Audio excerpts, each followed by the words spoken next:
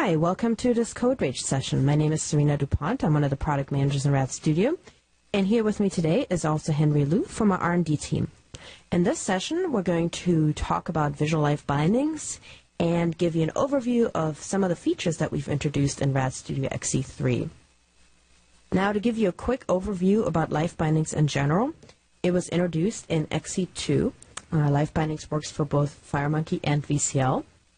It's based on relational expressions called binding expressions. Now, those can be unidirectional or bidirectional. We also provide standard converters out of the box. You can also add your own custom converters. And LiveBindings can be used at both at design time and at runtime. So in the Visual LiveBindings Designer, we're basically using these components that are built on top of these relational expressions that are based on RTTI. That's actually what powers everything that is LiveBindings. We included standard converters out of the box that allow you to bind implicitly string fields to integer fields, float fields to string fields, and it will do the conversions for you behind the scenes.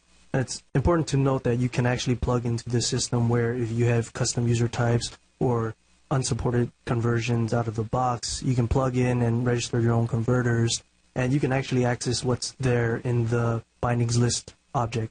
In addition to converters, we also have methods where relational expressions can directly invoke, like into-string, to-string, format, for example, or custom formatting strings, things like that can also be plugged in.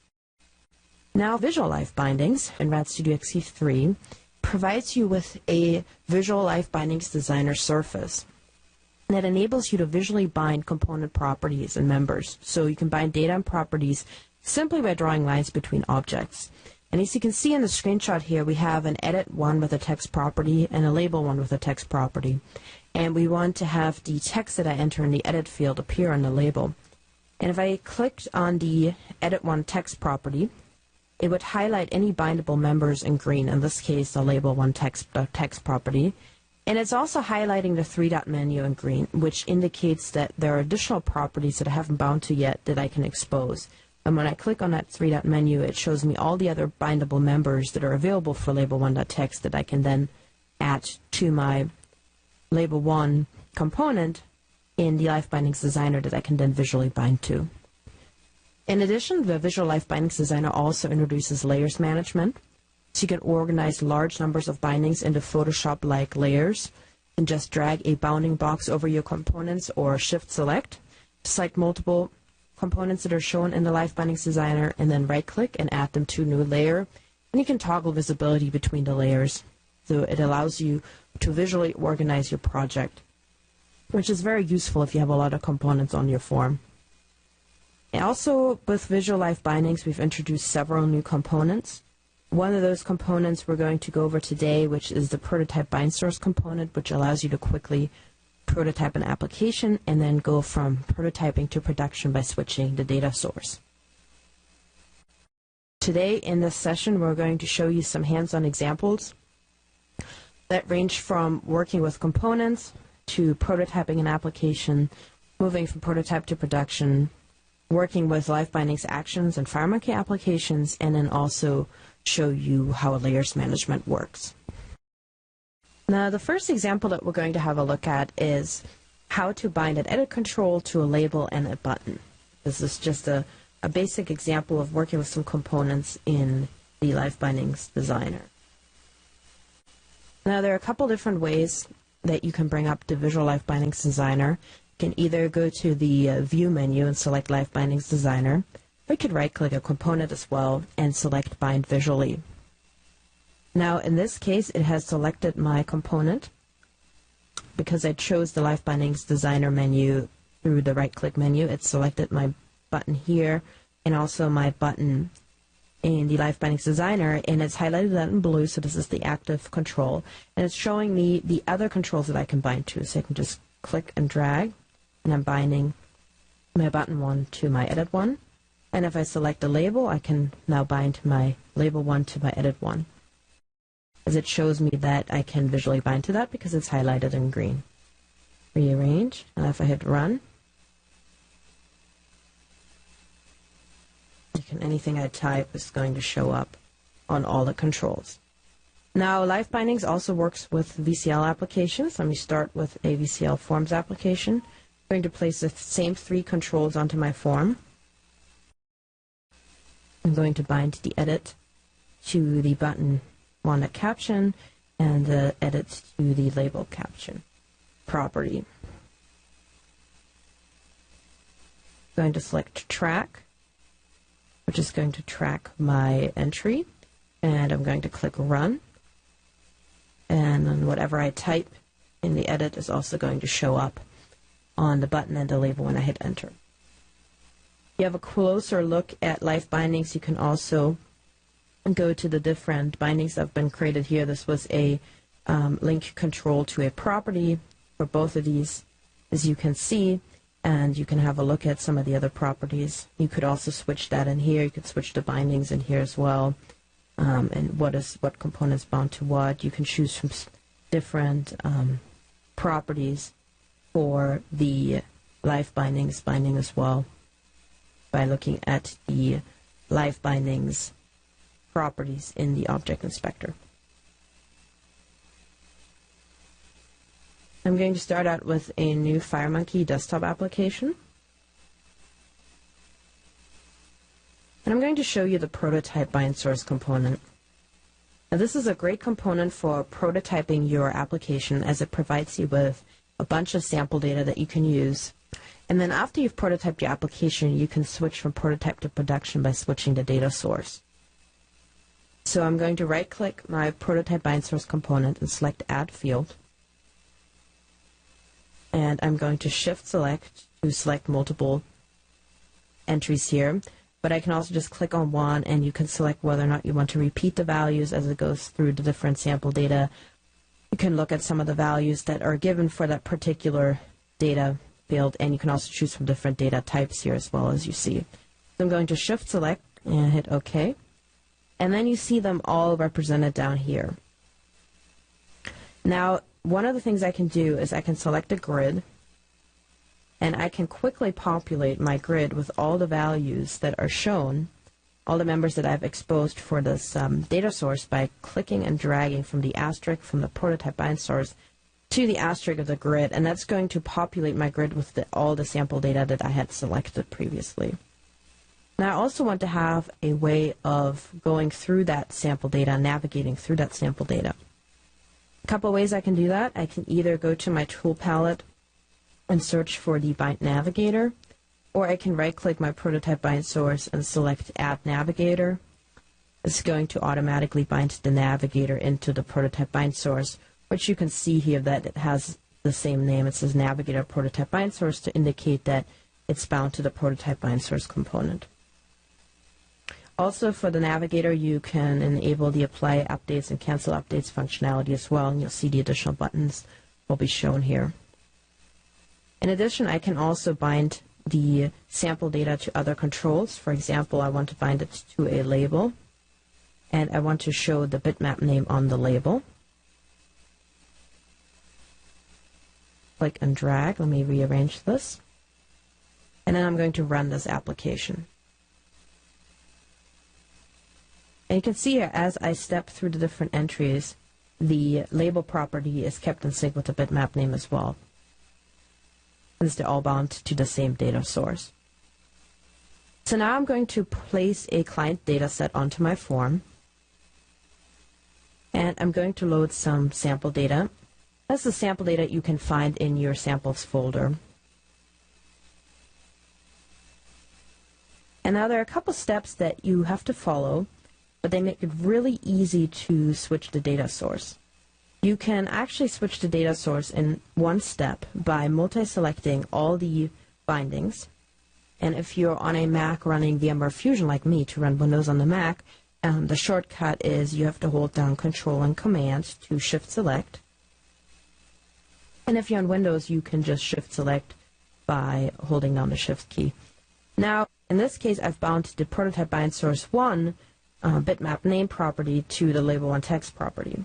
Now, my client dataset does not have a bitmap name 1 property. So in order for this rebinding to occur properly and quickly, I have to go ahead and change the name so that the member names sync up. So in this case, I'm just going to click on the field, and I can go to my object inspector here, and I can quickly change the name. And now when I multi-select my bindings, it's going to automatically reroute all the links after I switch the data source. So you multi-select, and then you go to your data source, and you change it to ClientDataSet. And this reroutes the links for you automatically. And in this case, as you will see here, I'm using the sample data, the BioLife sample data. It shows me the angelfish, which is the first one selected. It has populated a grid with my data from my ClientDataSet, and it's also showing the data on my label. So if I run this, you see that I can step through the data, and everything is kept in sync as well.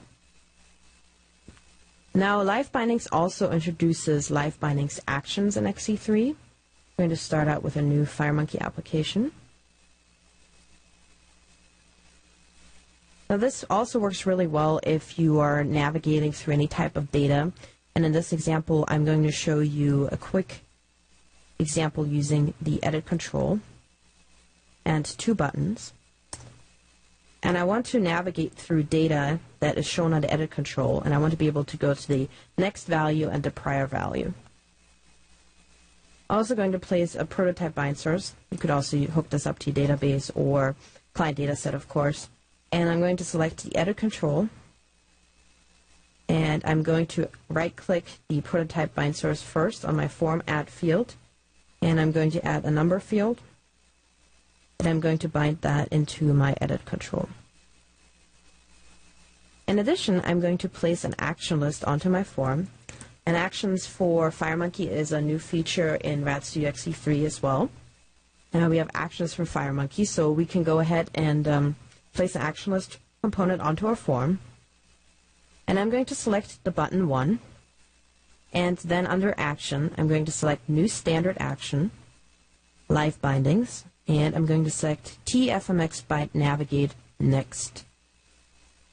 And then here I'm going to select button 2, and this is going to select a prior value, new standard action, LiveBindings, and I'm going to select TFMX bind navigate prior. A couple other things we have to do is expand this menu here, and we're going to have to select the data source for both of our controls. And I'm going to hit run. You can see that the prior button is grayed out. It's kept in sync, so we've reached the last value, and we can navigate through our data. We could also convert this form to a Metropolis UI form for Windows 8 style applications, and we could style this to look like a flip view control, which is a commonly used slideshow component you will see on Windows 8, but it's also used to navigate through data as well, and it's a style button that has a back arrow and a front arrow in the Windows 8 style. In order to do that, we would just select our button control, browse down here to the style lookup property, and then we can type in, or we can scroll down, flip view button, flip view right button, and flip view left button. We also have to go up here and clear the text property so we don't have the text overlaying on top of the graphic. And we want to do that in the LiveBindings properties. And hit run.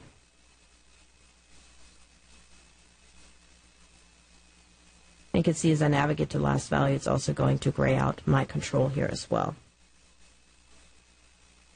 Now in the LiveBindings Designer, we also have the ability to work with layers and offer layers management. And this is the default layer.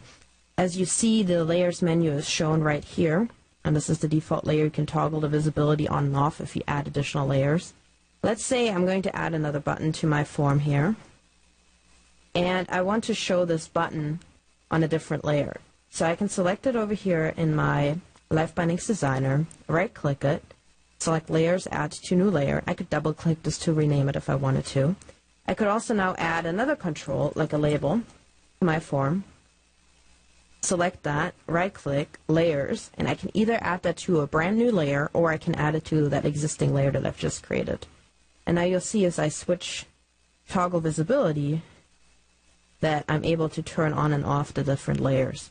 Now also, another thing to note is that next to your form name, it displays the selected layer, which is really helpful in cases where you have the layers menu collapsed and you want to see what layers you have selected. So for example, if I place another label onto the form here, and I'm going to expand this, I'm going to select the label, right-click the label, select Add to New Layer, and I collapse this. Now it shows me that I have layer 0 and new layer 1 both selected.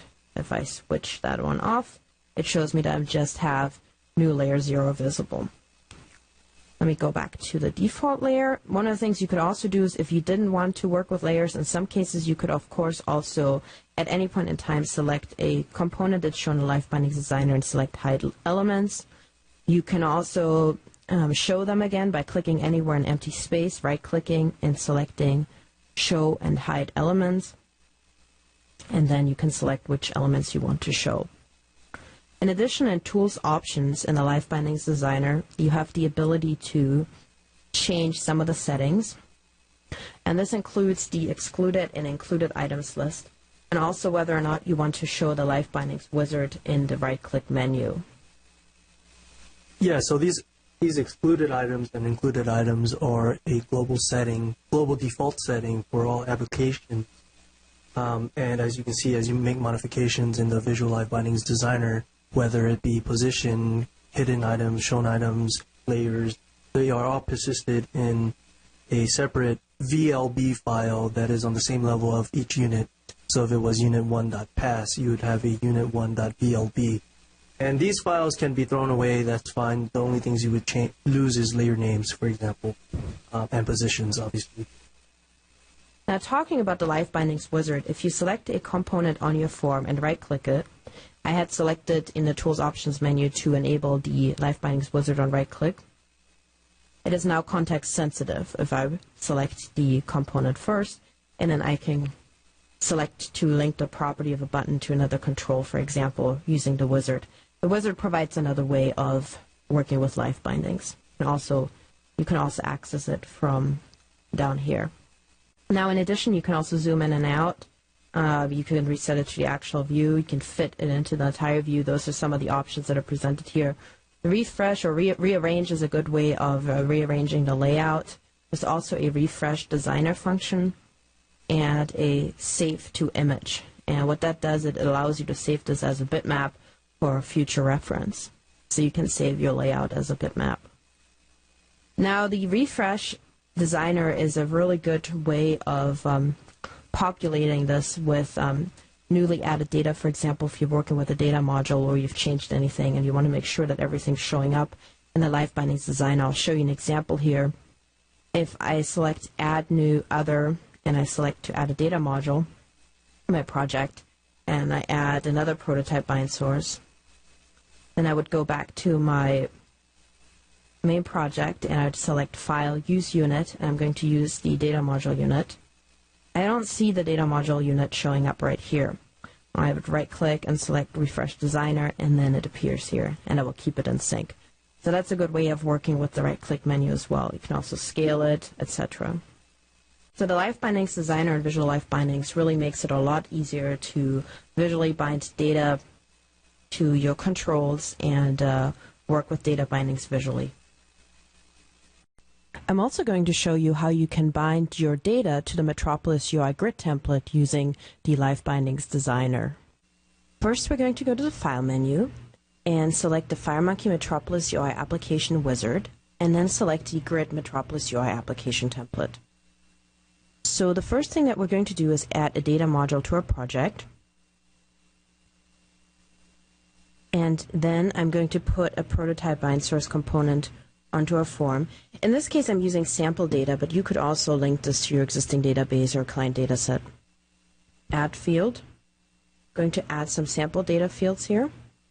And then the next thing I have to do is use that unit, the data unit, in each of my forms. So I'm going to go to File, Use Unit, Unit 21.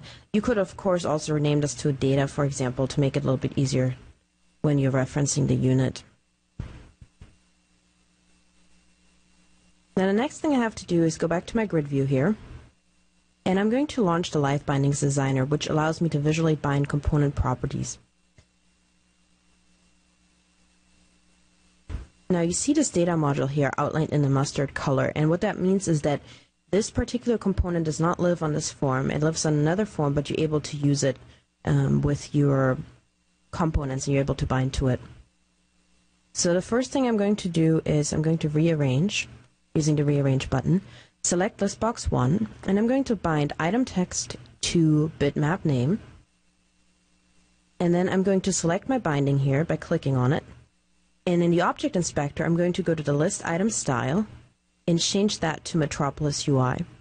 Now, additional values have been exposed for my list box that I can now bind to for this Metropolis UI template. And I'm going to bind the bitmap to my item icon and the color name to subtitle. And now I'm going to go to the Detail View page, and I'm going to bind our bitmap here to the bitmap, and I'm going to bind the item title to the bitmap name, rearrange, and then last I'm going to bind the item subtitle to our color name. Okay, so now the next thing I want to do is when I click on one of the items here on the grid, I want to be seeing the content, the same content on my detail view. So I'm going to select the listbox 1 here and set up an onChange event.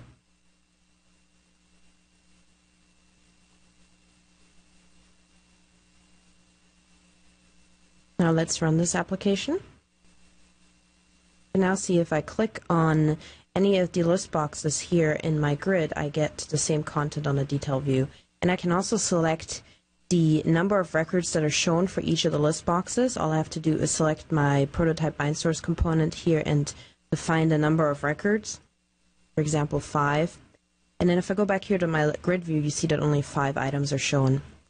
In addition, you can also select whether or not you want these to be laid out vertically or horizontally. All you have to do is select the list box and then select your style. The list style you can choose from either vertically or horizontally, and in addition you could also choose to show or hide the scroll bars as well. Now we also want to be able to use actions to be able to navigate through data here in the detail view without being required to go back to the grid view. So the first thing I'm going to do is place an action list onto my form, and then I'm going to place 2 buttons. And this is going to be a navigational control in the style of a flip view control. And flip views are commonly used to navigate through both data and images on Windows 8. And I'm going to position my 2 buttons here. And then I'm going to select an action, a new standard LiveBindings action. This is the prior action to navigate through the prior record, and then this is the next action. And in addition, I have to go and select a data source, and I'm going to clear out my text property since I'm going to style this button shortly.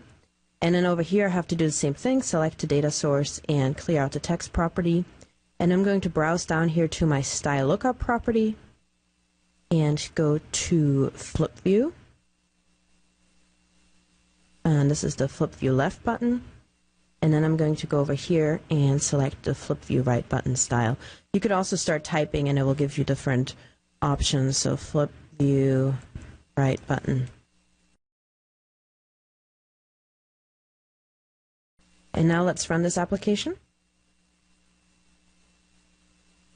And here you see if I click on 14, I'm getting directed to 14, bitmap 14 with the information about this entry, and I can click the right arrow to update the data, and I can browse left arrow to go through the data as well. And in this case, we only have 5 records in this particular example, but again, you could change the number of records shown. So if I click on 28 here, I have 4 more records. And then I hit the last one, and you can see that this control is grayed out. All right. What interface do I need to implement to make my plain old C++ class compatible with LiveBindings? Well, this is actually one of those things I would do a blog. I think it's better explained using an example.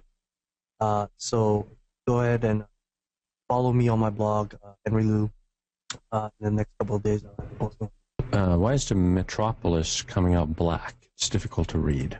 So that is a style. It's actually one of the Windows 8 styles that you will see is that it commonly uses a dark background with a light text color scheme. That being said, in XE3 we ship 4 different Metropolis styles, and what you will see is that when you're using one of the Metropolis UI templates, you will see that a stylebook has already been placed onto the form. And what you could do is you could actually select the stylebook, go to the object inspector, and then load one of the other 3 FireMonkey Metropolis styles that are located in the styles folder that gets installed with C++ Builder. And you could go ahead and apply any of those styles. We have a blue style, a green style, a lighter style, etc. They're black, blue, green, and orange, right? Is that right? They're black, blue, green, and I think a lighter version of the blue and orange, green and orange, black, and a lighter version, I think like a grayish blue. Right. Actions and live bindings are not visible in the designer? Question mark. Yeah, currently the design was to include both some properties and fields of the data sources, but not actions directly. There could be things that could be done to get around this at design time. And yeah, if this is another thing we can want in a blog, I can do another post on this as well to show you how to do that. If you have any more questions, feel free to put them in right now. We got 2 more here, so feel free to put your questions in regarding Visual LiveBindings. Is there a way to not have the default layer to be shown as grayed out in other layers when I use multiple layers? So currently there are a couple ways that you can work in regards to hiding the elements or components that are shown in the Visual LiveBindings designer. When you're working with layers and you select certain components, like buttons, for example, your grid to be part of one layer but not of another, those are shown with a kind of an opacity. So they're not shown at the full contrast ratio, but they're shown with like maybe 50% opacity. There's no way today that you can actually hide those completely in regards to using the layers. That being said, if you have certain components that you don't want to have represented in the Visual LiveBindings designer, you can actually go ahead and click them, right-click them, or you can also multi-select by drawing a bounding box over them, right-click and select hide. And then anytime you want to show them again, you can click an empty space and select show/hide, and then it will give you a menu that you can select from, and you can choose which of the elements you want to show again. In addition, I believe I showed this in the video, but there's a Tools Options page for LiveBindings, and if you go to that, you'll be presented with included and excluded items, and there you can define which components you want by default to be shown in the Visual LiveBindings designer. And I was going to ask you for your blog URL, but it looks like we have to fix it, Henry.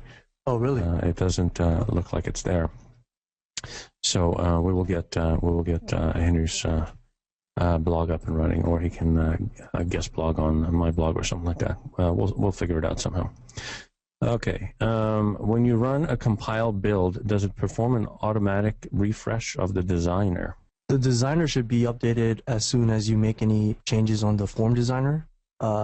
Should not rely on any kind of build to refresh the designer. All right, I'm just responding to the blog request here. Okay. Does LiveBinding support or facilitate development of cloud solutions? If so, how? Not currently, but we've designed the architecture of the components in a way where we should be able to in the future extend LiveBinding so that it can have a cloud layer. How do layers work? Sarina showed 3 layers, but when are they shown or not shown? So there is a layers menu, as I showed in the video, and what you can do is there's a default layer that shows everything. And then when you expand that menu, you can actually add new layers. and then you can select any of your components that you see in the Visual LiveBindings designer, drag a bounding box over them with your cursor, right-click and select Add to New Layer or Add to Existing Layer. Then what you're presented with next to each layer in the Layers menu is an eye icon, and this eye icon allows you to easily toggle between visible states, whether or not you want to show those layers or not. So that's how you can define whether something is shown or not. And again, you can show multiple layers at one time. There's a default layer that shows everything that's shown, and then any additional layers, as you start to step to the other layers, you can multi-select and have multiple layers shown at the same time. And within the Visual LiveBindings Designer, right under the name LiveBindings Designer, you also see the names of each of the layers that are shown as well. All right, here's a follow-up question to the question about refreshing. I thought that you performed a discrete refresh during the demo after adding a component. So one thing I can say about that is I believe you're referring to the example I did about the Metropolis template that's using a data module. And in this case, because what you do is you add a new data module to your project, and then you go to File, Use Unit, and you select that data module to be used in your form. And then what you want to do is you want to refresh the designer. That way it can populate the Visual LiveBindings Designer with any additional components that might be placed on another form that you're using within that form. Yeah, that really should be the only exception where you need to explicitly refresh the designer is when you add a reference to a separate module or form, and you're looking at your context is your active form is a different context. The only other setting that we have that does something similar is in regards to relaying out your components in the Visual LiveBindings Designer on right-click in the LiveBindings Designer, and what that does is once you've created a binding and you've bound some components, it can relay out them so that it's easier to manage them visually in the LiveBindings Designer. All right, follow up on layers. So layers show different bindings to make the visualization while developing clearer. It has nothing to do with enabling different bindings at runtime. Is that correct? That is correct. It's a pure visual thing. So anything you guys want to add, Sarina, Henry, to the presentation? Thank you very much for joining the session, and follow Henry. He'll be posting on his blog soon, and I think Anders posted the regular URL. Is it blogs.embarcadero.com? Yeah, so there's a link off of there, HLU, but it doesn't work properly. So we'll get that up and running, no worries. And again, if you have any questions, you can also send me an email if you have suggestions for the future, for any features you'd like to see, you have any questions, comments, etc., and that's sarina.dupont@embarcadero.com. All right. Thank you very much, guys. Thank you. And we'll see you guys online. Thank you. Thanks.